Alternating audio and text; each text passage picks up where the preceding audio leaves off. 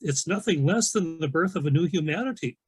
And so what I mean by that is that I make the case for an enormous infusion of higher dimensional energy that's really bombarding the earth and impacting everybody. It's dramatically raising the vibratory rate of the planet, and nobody is going to, it impacts everybody. I mean, these are accelerated times. I don't think I'm going to get much of an argument with that. And so I like to call it really a collective and an individual dark night of the soul, which means that we're going through some tremendous changes. And the changes are of the nature of the darkness, the collective darkness on the planet. This is something that absolutely has to happen. It's coming to the surface so that it can be transmuted into the light of this higher vibrational energy. But the same thing is happening on a personal basis too, Dave. Our individual darkness is coming to the surface. Now, when I say so it can be transmuted into the light of the higher vibrational energy, what I really mean is a very simple principle. If you go into a completely darkened room, you can't see a thing, yet you know where the light switch is. What happens to the darkness the moment you flip on the light switch? Not a trick question. It's totally gone. Well, darkness simply cannot survive in the presence of light. And so this is the necessary cleansing that absolutely must happen in order to prepare for the ascension into the fourth dimension. The collective darkness is coming to the soul to be exposed to the light.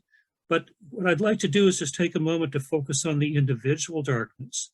All our unresolved traumas, the emotional traumas and whatever that, in more mundane times, we're pretty much able to kind of keep buried, kind of keep it suppressed.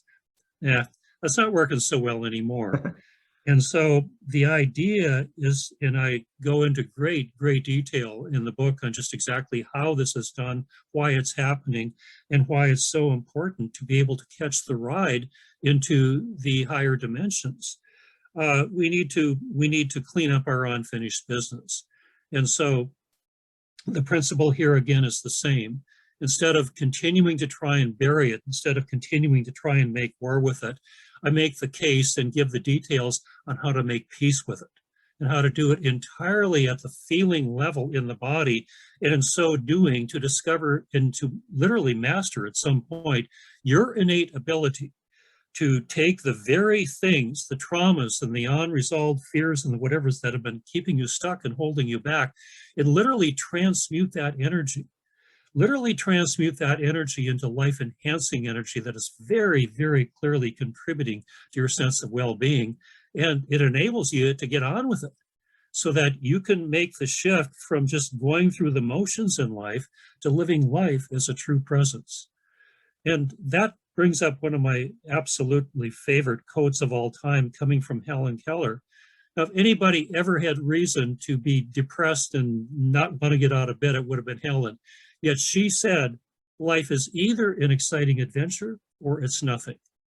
And that's what I mean when I say that when we're at the effect of our unfinished business and it's coming to the surface and we just don't know how to deal with it, we're really kind of reduced to going through the motions. That's not living life as a presence. But when you learn, when you discover your innate ability to take these very things, the fears and the limitations that have been keeping you stuck, and to transmute their energy, now you can begin to discover exactly what she meant, that life is an exciting adventure when you've made the shift. So that's basically what I want to say about it, Dave. Wow. Yeah. So everybody, you're invited to make this shift and learn how to do that. The Birth of a New Humanity with Bob Frissel, Saturday, February 19th, starting at 2 p.m. Pacific to 3:30. Recorded made for ticket holders, eastwestbooks.org/events, where you go to get the tickets. And from all of us at East West, it's an honor for you to be here, Bob, and we really appreciate you sharing this great teaching with us after 25 years and all this. It's a wonderful uplift. Thank you. I'm excited. Thank you.